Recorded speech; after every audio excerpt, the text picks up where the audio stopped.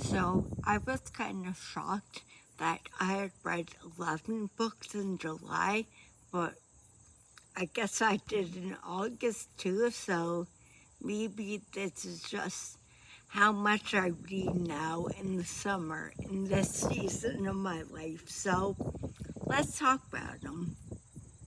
First up was Everyone is Beautiful. And this was just kind of an easy, breezy, low stakes drama kind of. Next up was the Griffin Sisters' Greatest Hits. And I actually made a video ranting about this book because Zoe Griffin was just a horrible, horrible character. Like, treated her sister horribly, treated her daughter horribly, and I just found it hard to enjoy it when my jaw was just like on the floor in disgust with her and how she was behaving.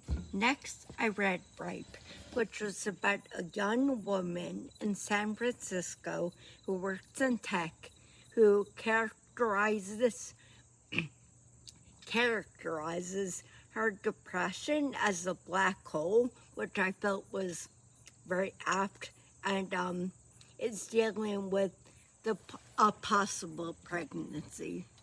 Next, I read Once More with Feeling, which if I only read the back covers of books, I would have realized that I wouldn't have liked this because it's all about musicals, and I'm not the biggest musicals person, but it was a friends to enemies to lovers kind of book. It was fun. Next was my last of my ShopRite bargain bin books, which are kind of questionable and varied in quality, but it was called This Shining Life, and it was about a younger man who dies of a brain tumor, and kind of told from his perspective, his wife, his neurodivergent son, his parents, and his in-laws. It was kind of boring, honestly.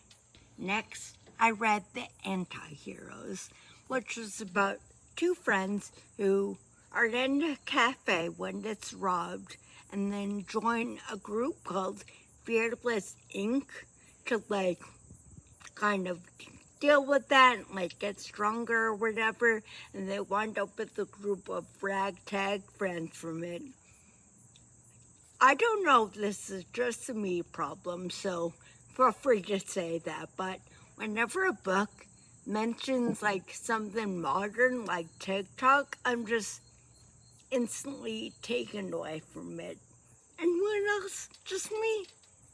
This next one was an audiobook called Fun for the Whole Family, and it's about four very different kind of trauma-bonded siblings coming together after years of estrangement.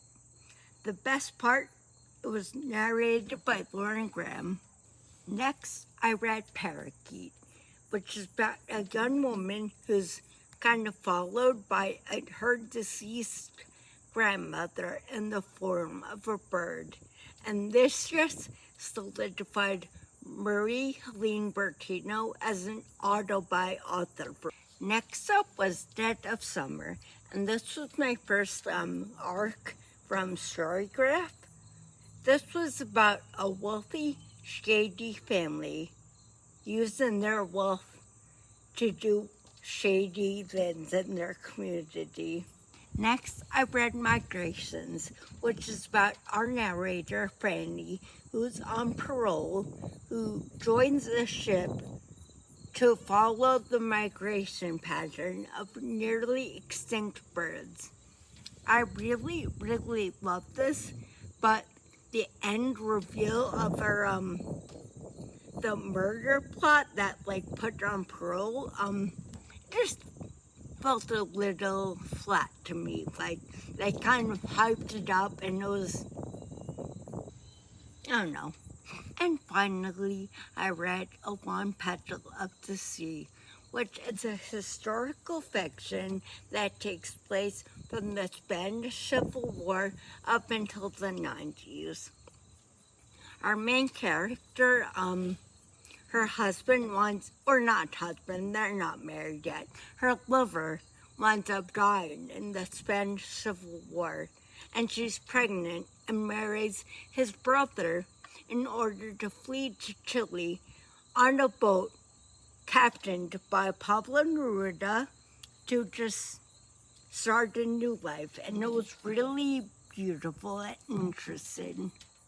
And that was my month of August. It was honestly a really, really good reading month. So no wonder I was able to get through so many of them when they just kept being so good.